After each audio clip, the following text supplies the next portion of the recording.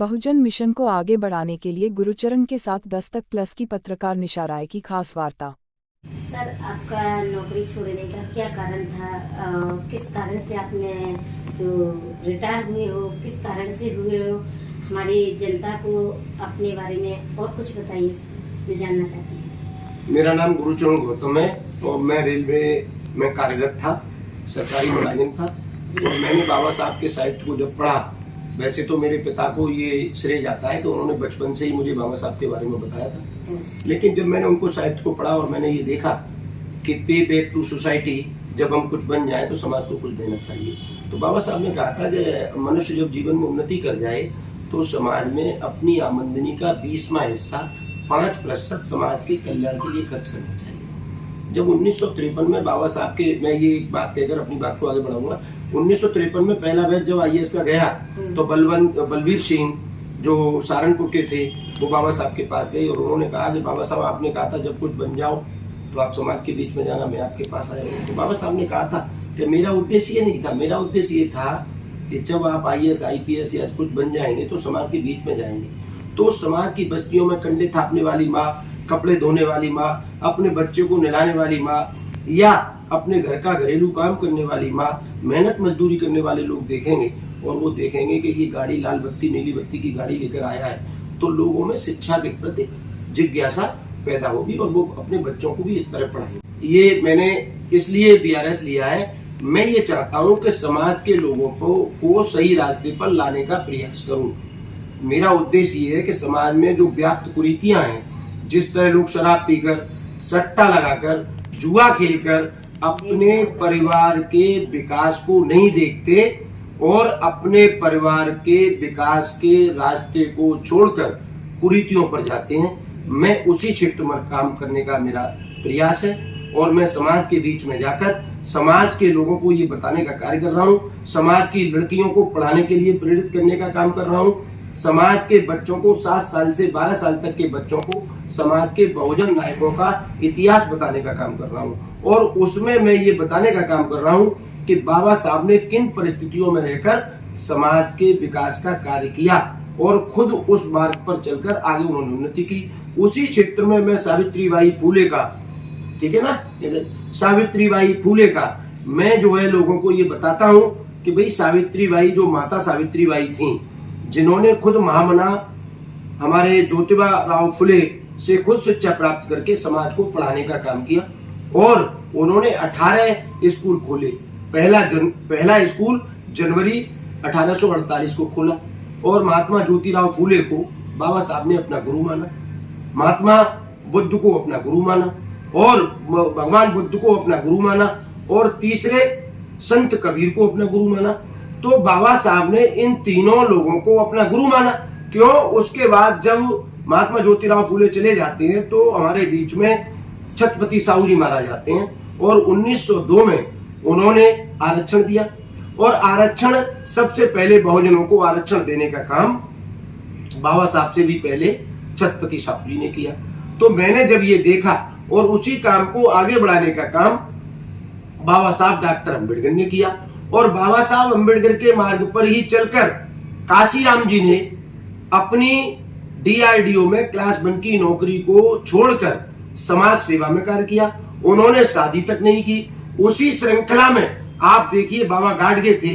बाबा गाडगे ने सबसे पहले स्वच्छता का काम इस देश में किया और जगह जगह मंदिरों पर, धर्मशालाओं में जाकर बच्चों को शिक्षा के लिए प्रेरित करते थे और स्वच्छता की बात करते थे, झाड़ू लगाते थे और लोगों से ये कहते थे कि आप पर थाली नहीं है तो हथेली पर रखकर खाना खाओ और अगर खाना सब्जी नहीं है तो चटनी से खाओ, चटनी नहीं है तो प्याज से खाओ, प्याज नहीं है तो नमक से खाओ, लेकिन बच्चों को जरूर पढ़ाओ।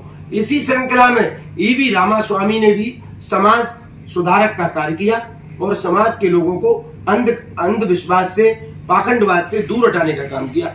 इसी काम को हमारे ललित सिंह, जिन्होंने ललित सिंह यादव जी ने 1867 में बौद्ध धर्म ग्रहण किया और उन्होंने भी, ललित सिंह यादव जी ने बाद में अपने नाम के साथ बौद्ध लिखा और उन्होंने इन कुरीतियों को, इन पाखंडवादों को अलग हटाया। इसी श्रृंखला में झलकारी बाई, जिनको हम वीरांगना कहते हैं, झलकारी बाई जी ने 10.5 वर्ष की आयु में वो जो है जंगल में लकड़ी लेने गई थी और लकड़ी लेने पर बाघ ने उन पर अटैक किया था।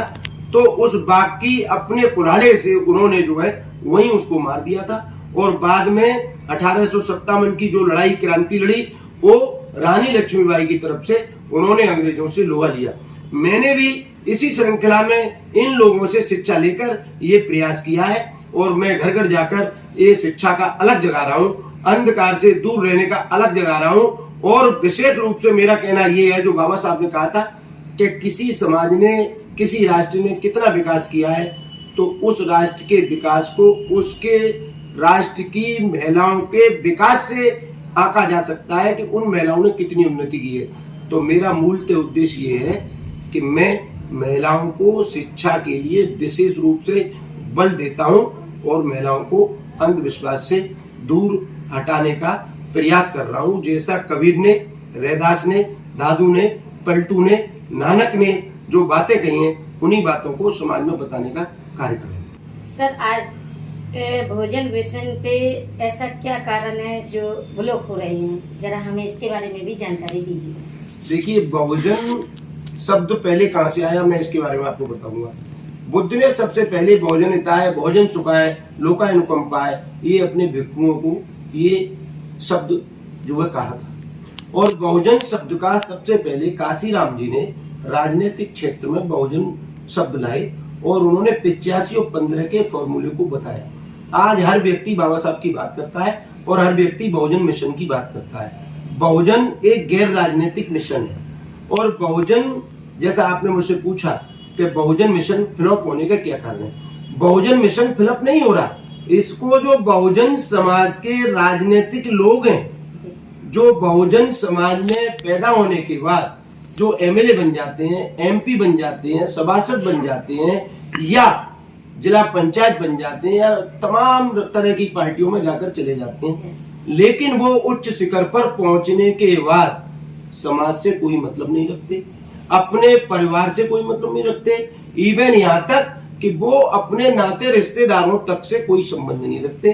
वो ऊंची ऊंची अट्टालिकाओं में, बड़ी बड़ी गाड़ियों में चलते हैं और बहुजन समाज से उनका कोई लेना देना नहीं होता। एकमात्र वो केवल वोट के समय पर 5 वर्ष बाद बहुजन समाज उनको याद आता है और उनसे वोट मांगने के लिए आते हैं। बहुजन समाज का मुख्य फेल होने का कारण यह है कि बाबा साहब ने कहा था कि मैं इस कारवां को बड़ी मुसीबत से यहां तक लाया हूं, अगर हो सके तो इसको आगे ले जाना।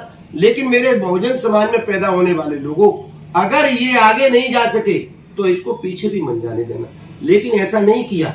मैडम जी, आपने जैसा मुझसे कहा, अगर बहुजन समाज में पैदा हुए नेताओं ने, पैदा हुए अफसरों ने, पैदा हुए एमएलए एमपीओ ने अगर जिम्मेदारी निभाई होती तो हर बहुजन समाज की चौथी यूनिवर्सिटी होती, आदरणीय, हर चौथी यूनिवर्सिटी बहुजन समाज की होती, हर चौथा मेडिकल कॉलेज बहुजन समाज का होता, हर चौथी इंडस्ट्रीज बहुजन समाज की होती।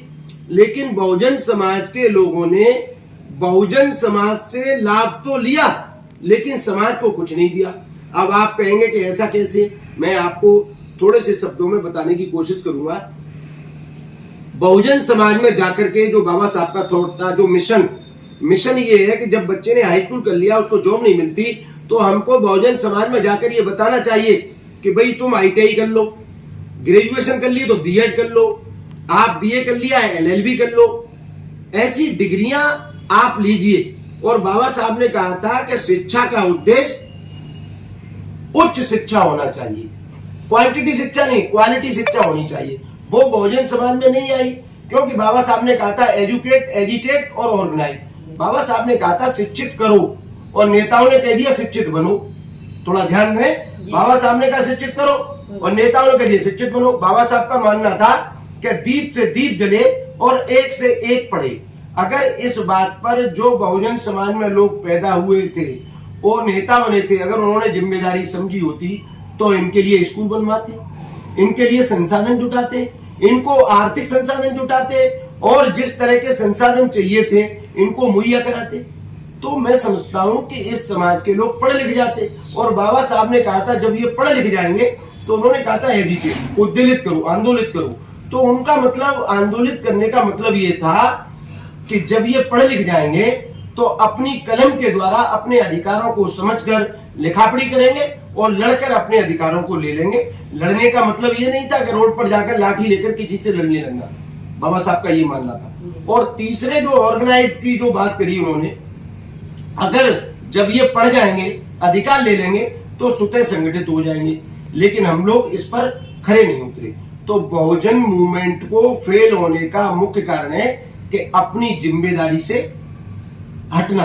क्योंकि काशीराम ने एक बात कही थी कि जिस व्यक्ति को जवानी में चमचागिरी की आदत पड़ जाती है उसकी उम्र दलाली में गुजर जाती है।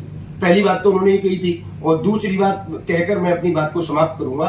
दूसरी बात काशीराम जी ने ये कही थी कि जिस समाज को मुफ्त की खाने की आदत पड़ जाती है वो समाज कभी क्रांति नहीं करती, और जो समाज कभी क्रांति नहीं करती वो समाज कभी इतिहास नहीं बनाती, और जो समाज इतिहास नहीं बनाती वो कभी न्याय प्राप्त नहीं कर सकती, और वो कभी शासक नहीं बनती। और जो जातियां, जो समाज, जो जमात शासक नहीं बनती, उसकी बहन बेटियों की इज्जत कभी सुरक्षित नहीं रहती।